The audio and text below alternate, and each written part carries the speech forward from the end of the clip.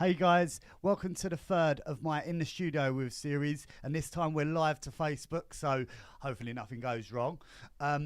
So basically today we're going to look at a track of mine called Palonga that was released on Hot Creations in 2014. We're going to look at how I approached the track. We're going to look at what samples and what instruments that I used, and basically what the thought processes behind the track was. So let's get started. I'll play you a bit of the track first, and then we'll go into exactly what was being done.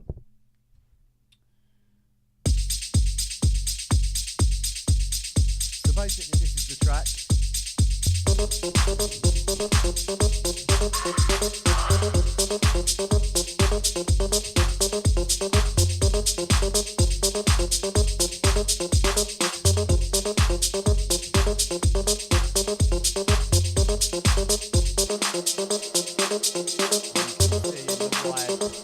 In the wide view,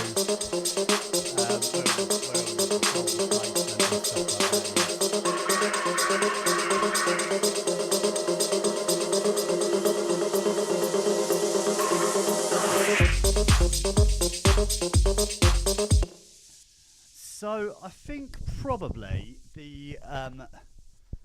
the main part of this track, the thing that drives this track, and the thing that is the reason I think it was so popular, is the riff, which is this one here. It is entitled Lead on here. So basically what it is, at the time, I mean,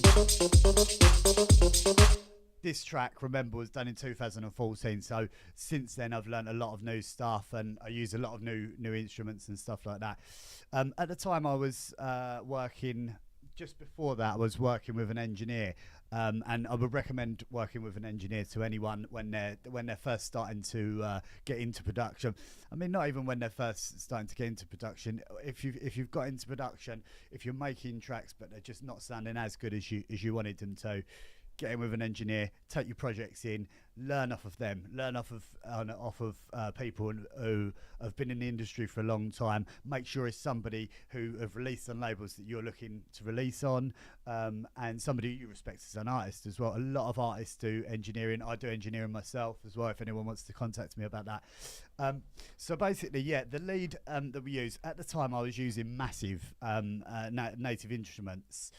I still use Massive loads. It's still one of my favourite VSTs. Absolutely love it. And so basically all this lead is just 3 notes. It's just 3 notes and then copied over on a 3-beat loop. So basically, if we look at this down here, you've got 1, 2, 3, and then copied over again. 1, 2, 3, 1, 2, 3, 1, 2, 3. So it's just this over and over again.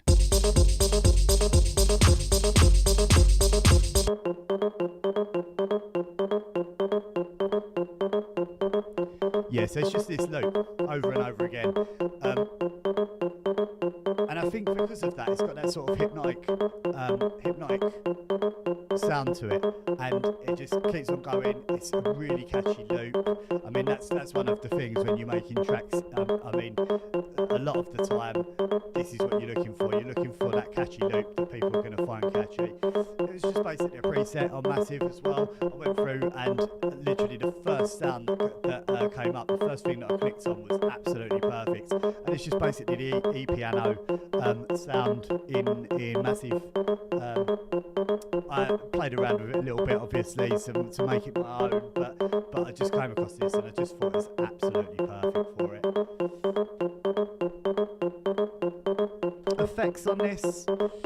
So basically, yeah, what I've done, I had a EQ8 on it, so I wanted to take away all of the bottom end so that we had the kick drum and the bass line were coming through loads, and so this was sitting on the top end of the track. A compressor, just compressing it a little bit, just to make it a little bit louder and bring out all of the different characteristics in the sound. A little tiny bit of reverb, and if you notice this reverb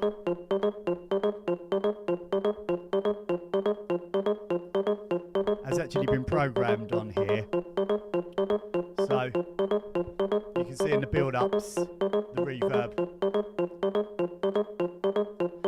gets a bit wetter and then goes back down to dry again. It's a really good thing to do if you're in a build-up. Get different parts of the track. It doesn't have to be your lead. It can be your drum channel or one of your drums, like your hi-hat or something like that. Anything really, a vocal. Add a little bit of reverb as it's going up into the build-up, and then take it off when it drops. Really good effect. And I mean, little is better. Whatever you can use to make that build-up happen is good. I mean, I prefer not to use as much white noise and snare rolls and stuff like that, even though this track has got snare rolls and it has got white noise in it. I prefer to make the other elements of the track work with that rather than relying on that to build up the track. Put that in afterwards, use that to build upon what you've already done, but initially use the effects on the tracks that you're working with. So yeah, basically you can see here the reverb's just getting a bit wetter.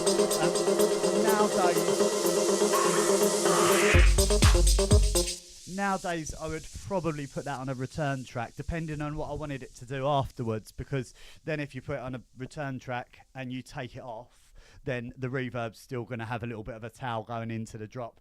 I would normally prefer to do that nowadays, but in this case I just wanted it to cut right off and then go straight into the track.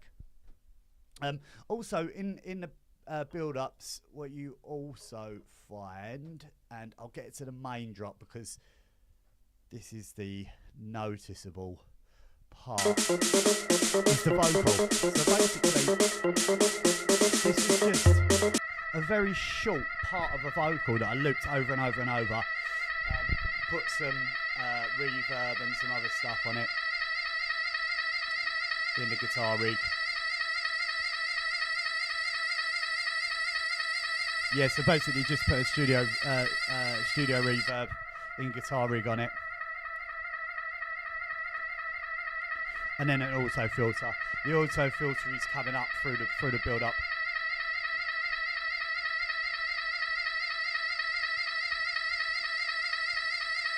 And then again, in the build up, that's affecting the build up, is making it sound like the track's building and everything's working together to build up to that drop, that the main drop that we hear in this track.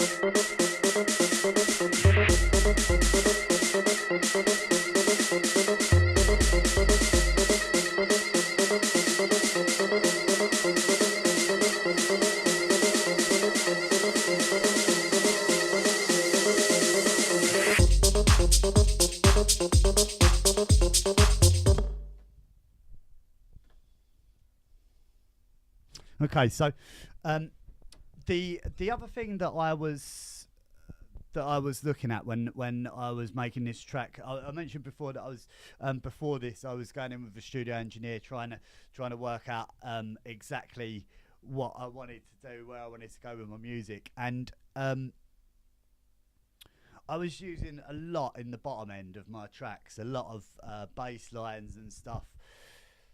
And I learnt from the engineer that I was in at the time, if you've got a lot going on, if you've got a sort of focal point on the top end of the track, sometimes it's better to have the bottom end really, really minimal and really not a lot going on, but effective stuff. So basically what we had here was a kick drum,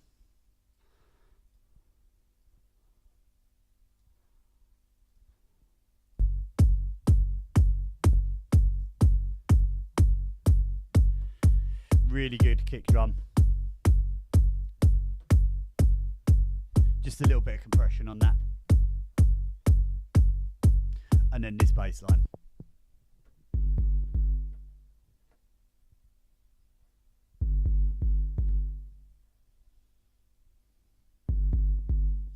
Again, this bass line's through massive, and I had a look into this, into how I came about doing this bass line a little while ago, and I think this is one of them amazing accidents that happen sometimes in the studio when you do something by accident and then you don't even think about it. And then when I revisited it, I found out exactly what I did, and in fact, it's been the catalyst for some of the other stuff I've done with bass lines since then.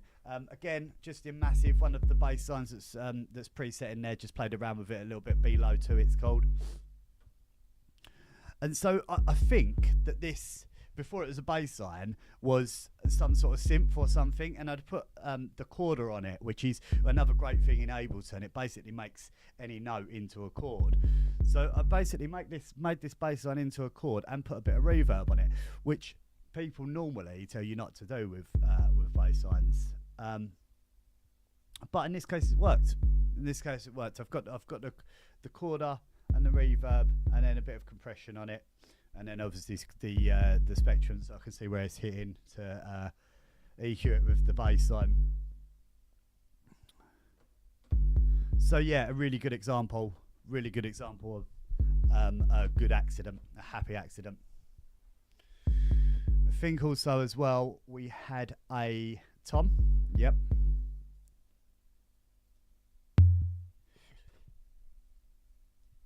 Again, I didn't want this tom happening too much. It's just every that often. We'll do it with the kick.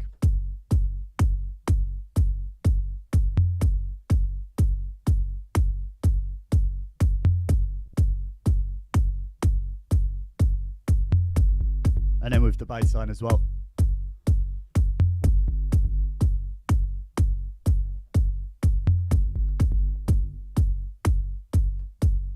So that's basically the kick and the bass line and the bottom end of the track, really. That's all that's in the bottom end, and the bass line doesn't. The bass line comes in around 2 minutes. So the first drop is the lead coming in. That's around 30 seconds, and then that goes and it builds for about a minute, and then about a minute and a half, and then around 2 minutes we've got the actual bass line that comes in. So this part of the track.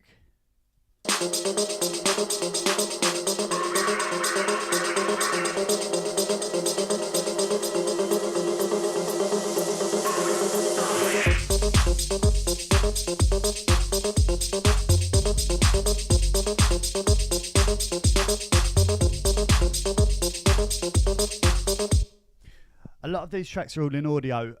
This was, I think I just got my machine at that point. And so I was recording a lot of stuff in, and then recording it into different channels because I wanted to affect the different drums, not as a whole. So as I was putting stuff in, I was recording it into different channels, and then it was going into, so like we've got the off hat here.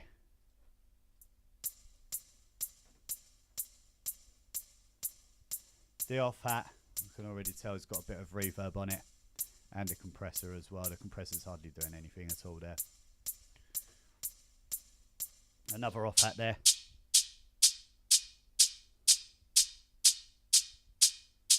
Nice sound on that one. Nice bit of reverb on it. Again, normally what I do with a lot of stuff, drum-wise, if I wanted to put reverb, or sometimes I'll put a really tight echo on them to make them sound a bit more crunchy, is I'd do it on a return channel. The reason for that is because if you have reverb directly on the channel, then you sometimes lose a bit of the bite of the drum, so a bit of the effect of the drum that it's making.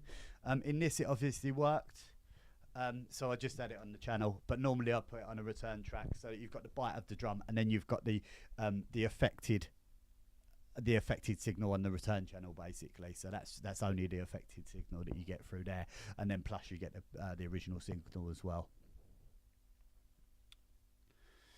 So the main thing in the top end was this.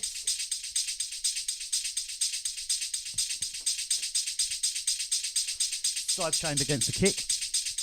Basically what this was a percussion loop that I found in a sample pack. I can't remember what sample pack it was, but the whole of the loop was a bit too much. And I've done this a load of times since, actually, in other tracks, to make a shaker out of like a percussion loop or out of a tops loop, and just getting a little tiny part of the tops loop, and then just looping it over, and then what that does is you've just got this little loop, just loop, and if you zoom in, you can even see it's just that and that. So I've just looped over the off hat with it, and then the other off hat with it. There.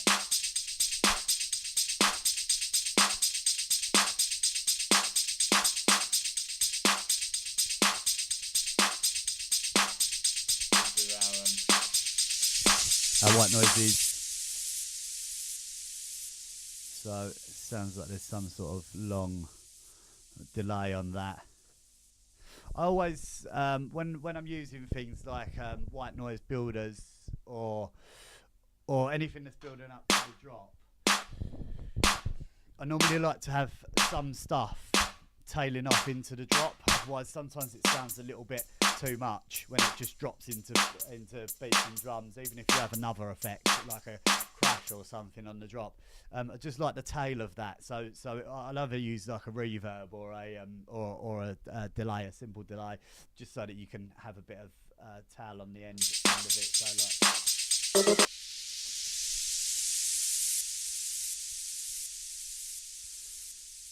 Just makes it a bit nicer.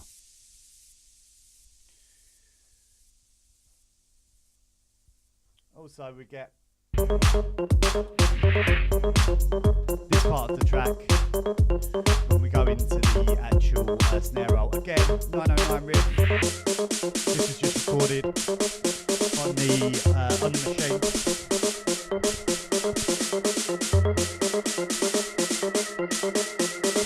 Got the vocal building up, bass line comes in now.